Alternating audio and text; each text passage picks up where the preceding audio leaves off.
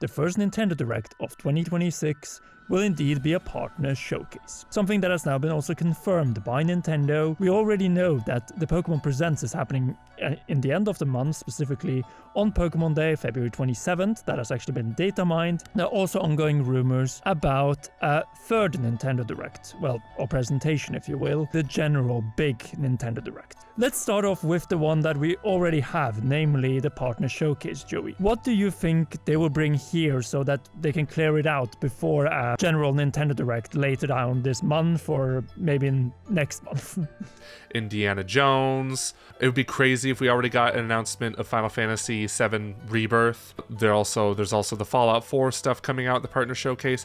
Basically, this is the kind of showcase that's like easy and hard to predict because it's like you just throw a third-party game at a dartboard and it could stick. So the last one showed us Age of Imprisonment, and we know that Hyrule Warriors games have always gotten DLC. We saw that with the original Hyrule Warriors, we saw that with Age of Calamity.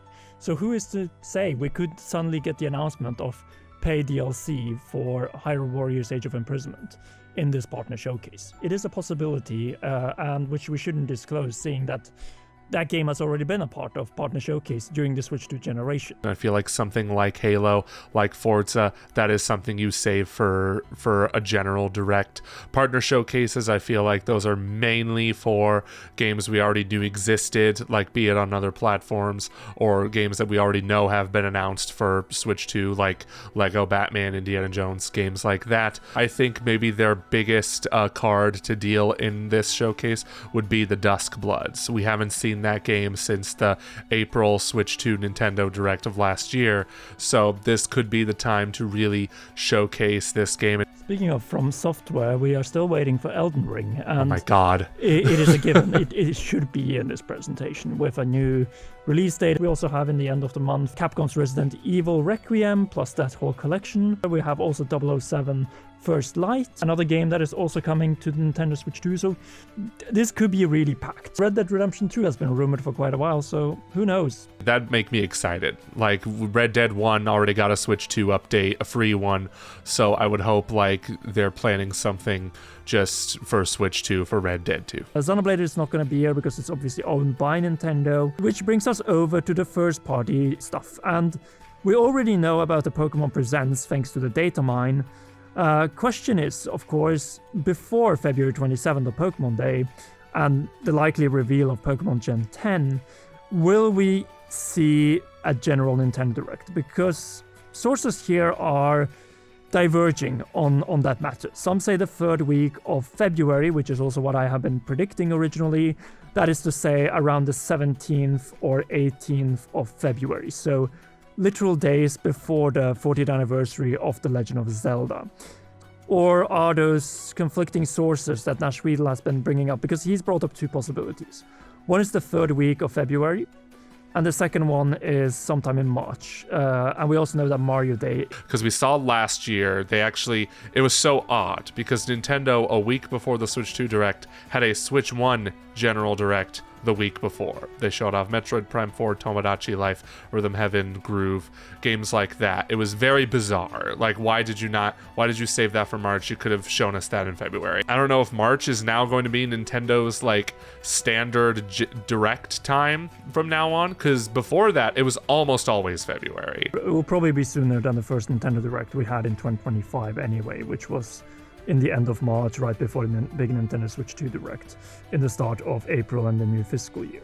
And that is the good question. I think we're gonna have a general Nintendo Direct before the start of the new fiscal year.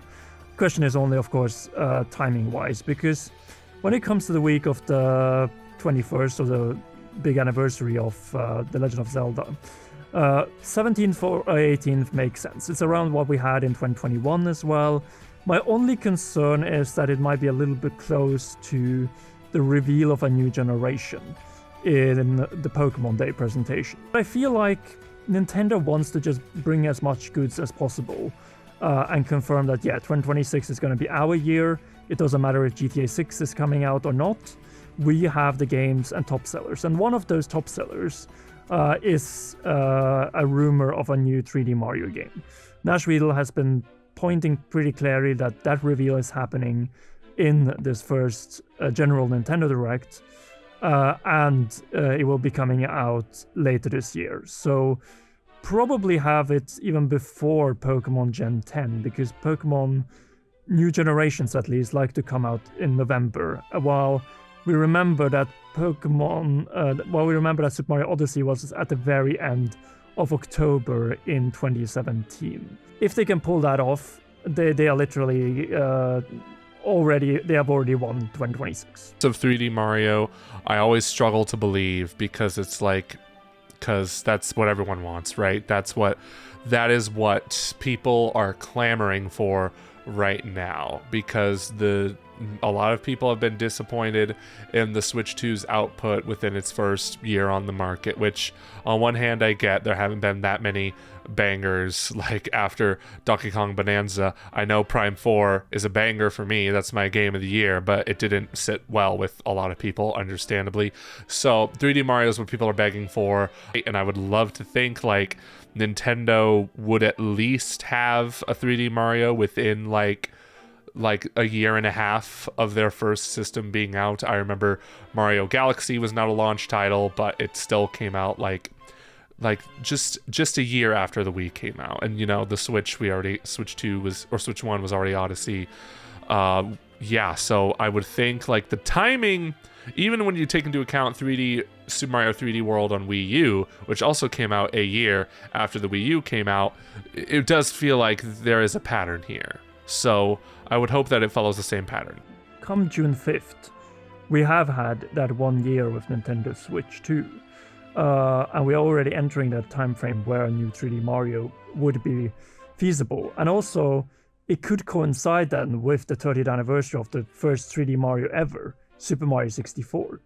The faster the system sells, and the more your system sellers you have on it, the more likely you are to completely dominate this generation as well. And you do that if you have a new 3D Mario and a Pokemon game based on a completely different and new region. Because these are both 20 plus million sellers.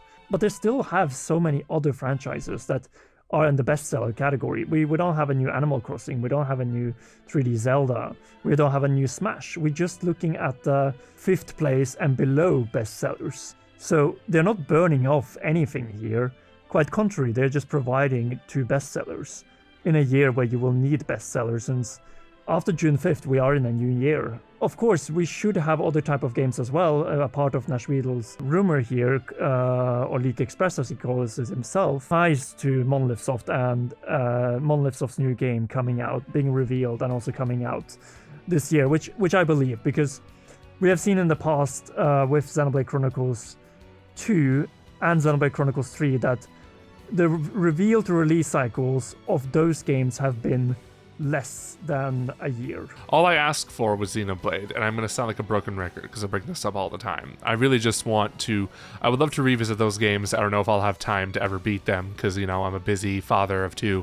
I want to revisit those games on Switch 2 with, Switch 2 patch, Switch 2 edition, even if it's a different kind of Monolith Soft game, but we know Xenoblade's their bread and butter. I feel like it has to be a new Xenoblade Chronicles. It would really showcase like the power and capabilities of the Switch 2, even if stylistically those games are going to look, that this new game will look very similar. It's not like they're going to pop out uber realistic graphics out of nowhere or anything, but the scales of those games, massive on Switch, massive on any hardware, like starting from the Wii with the first Xenoblade Chronicles. Like, I'm very interested to see what they can do with a new game on the Switch 2 native to that console.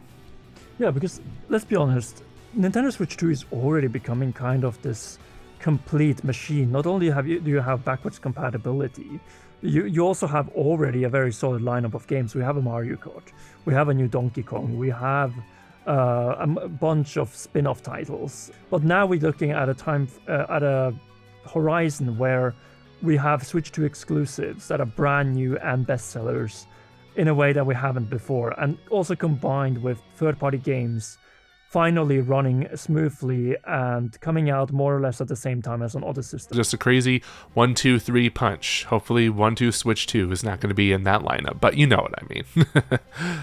Anyway, with Zelda, there's gonna be something in here. Question is, of course, what kind of remaster remake are we getting? Because of course we're not gonna get a release of a brand new game unless Grezzo has been working relentlessly since finishing up Echoes of Wisdom. If they did that in 2023, also that they could have a new top-down Zelda for the 40th anniversary of the first top-down Zelda. But time will tell. Oracle remakes are possible. We have heard the rumors about Ocarina of Time. So yeah, that's the interesting thing about Zelda. There's just so many possibilities, and we have an entire video detailing that, so go and check it out. Anyway, guys, thank you so much for tuning in. If you haven't already, then be sure to leave a like, subscribe, and press the notification bell. Last but not least, a big thanks to you for watching, and to all our patreon.com/commonrealm patrons. Special shoutouts go to Raw Producer, Jonathan, and Heroes, Cheryl, Garrett Hoy, Holly Wolf, and Kintaro. You rock, and please enjoy these awesome videos.